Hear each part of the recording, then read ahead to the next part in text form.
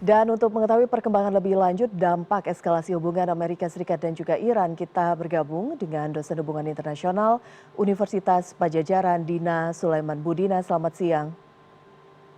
Ya, selamat siang. Budina, bagaimana Anda melihat eskalasi ketegangan antara Amerika Serikat dan Iran? Dan apa kemudian menjadi faktor utama yang memperburuk hubungan kedua negara ini? Baik, kalau kita lihat tadi juga sudah dijelaskan di pengantar bahwa konflik antara kedua negara itu bermula di tahun 53 dan isunya sebenarnya sama dari dulu sampai sekarang yaitu penguasaan sumber daya alam.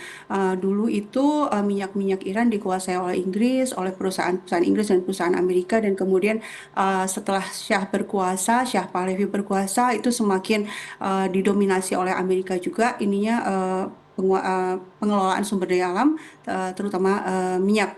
Nah, sekarang sejak 1979, selain masalah nasionalisasi minyak ini, yang juga menjadi concern utama dari Amerika Serikat adalah pembelaan Iran, pemerintahan Islam Iran pasca 1979 terhadap Palestina. Nah, pembelaannya ini berbeda dengan bantuan yang diberikan oleh negara-negara lain yaitu lebih ke selain bantuan kemanusiaan tapi juga memberikan bantuan persenjataan dan juga alih teknologi sehingga para pejuang Palestina hari ini bisa memproduksi sendiri senjata-senjata mereka. Nah, ini buat Amerika Serikat dianggap sebagai ancaman keamanan karena doktrin kebijakan luar negeri Amerika Serikat itu menganggap bahwa ancaman untuk Israel itu sama dengan ancaman buat Amerika sendiri. Seandainya saja faktor Israel ini tidak ada dan misalnya Amerika Serikat mau bekerja sama dengan adil dengan Iran itu sangat mungkin akan terjadi kerjasama ekonomi yang baik-baik saja. Tapi masalahnya Iran tidak mau melepaskan ini ya pembelaannya kepada Palestina. Sehingga yang terjadi hari ini, eskalasi hari ini sebenarnya adalah kelanjutan dari perang 12 hari di bulan Juni tahun lalu. Mhm. Waktu itu kan Israel menyerang Iran dan kemudian Iran membalas, lalu Amerika Serikat juga ikut menyerang. Tapi kan intinya itu perang berakhir dalam keadaan status quo dan saya pikir ini adalah kelanjutan upaya Amerika untuk menggulingkan pemerintahan Iran. Sebelumnya juga kan Menteri Keuangan Amerika juga secara terbuka ya menyatakan sudah melakukan berbagai upaya untuk melemahkan uang Iran dan ini dia istilahkan sebagai economic state curve ya. Jadi Mhm. upaya untuk menggulingkan rezim tanpa peluru. Tapi ternyata gagal juga sehingga dilanjutkan dengan ancaman Trump yang terbaru yaitu akan mengirimkan armada kapal perangnya ke Iran. Oke, Bu Dina, dengan adanya ancaman itu ada pengiriman kapal induk, apakah kemudian ada resiko konflik ini kemudian berkembang menjadi perang terbuka?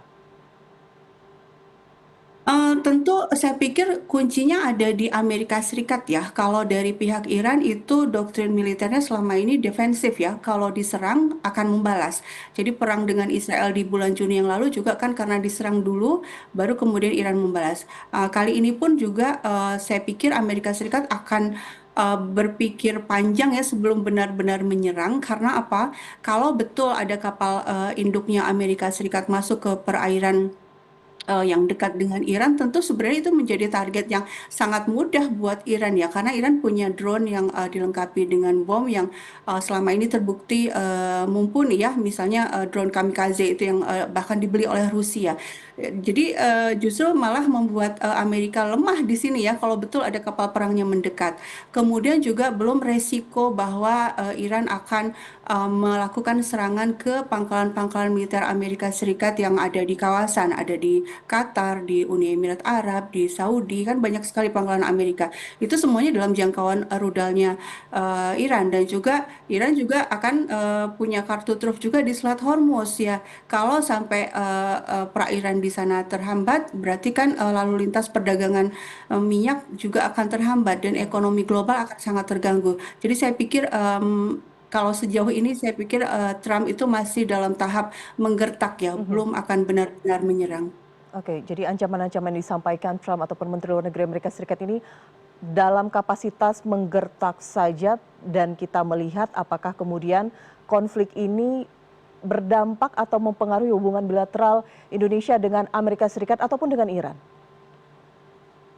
Ya, saya pikir kalau untuk Indonesia sejauh ini sikap Indonesia tidak frontal ya kepada Amerika Serikat, tapi menurut saya perlu ada pernyataan yang tegas lah ya dari pemerintah Mhm. bahwa upaya-upaya Amerika untuk meningkatkan eskalasi konflik di kawasan itu kan salah ya. Kalau ancaman Amerika sekedar mengancam saja itu sudah salah, sudah melanggar hukum Mhm. internasional ya. Mhm. Pasal 51 PBB itu kan juga atau pasal 2 Piagam PBB kan juga menyatakan bahwa nggak boleh ya ada serangan-serangan kepada sesama negara anggota PBB.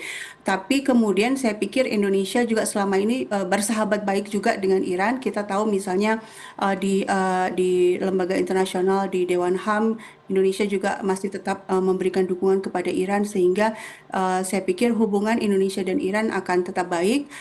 Tapi di saat yang sama juga Indonesia juga terlihat berusaha tidak bersikap frontal terhadap Amerika Serikat, apalagi yang terbaru kan pemerintah kita juga akhirnya menyatakan bergabung ya dengan Board of Peace yang digagas oleh Trump. Oke, sekarang kita ke Asia sendiri. Bagaimana kemudian Anda melihat konflik ini bisa mempengaruhi stabilitas setidaknya di kawasan Asia Tenggara secara umum dan termasuk Indonesia menjadi bagiannya? Seandainya ancaman Iran ya, Iran kan juga sudah mengeluarkan ancaman ya, seandainya mereka diserang, mereka tidak akan tinggal diam, akan melakukan serangan balasan.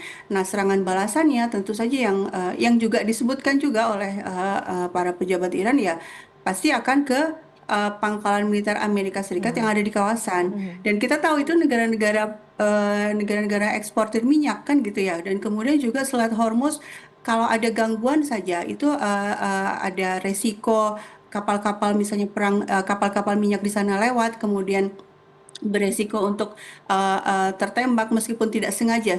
Resiko jadi perspektif atau persepsi resiko saja itu sudah membuat ada gangguan ekonomi, dan kita Indonesia sebagai net importer minyak tentu pasti akan terdampak juga kan yang kapal perdagangan minyak dunia itu sepertiganya lewat Selat Hormuz ya. Mhm. Sehingga dampaknya akan sangat buruk kalau betul-betul ini terjadi ya perang terjadi. Makanya saya pikir dan kita juga baca di media bahwa negara-negara Teluk itu kan juga melakukan ini ya upaya-upaya diplomasi ya, Mhm. berusaha menahan agar Trump tidak melakukan serangan apapun terhadap Iran. Baik, Bu Dina terima kasih perspektifnya siang hari ini di World Now.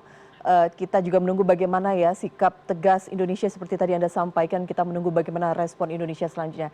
Terima kasih Bu Dina Sulaiman, dosen hubungan internasional UNPAD. Selamat siang. Selamat siang, terima kasih.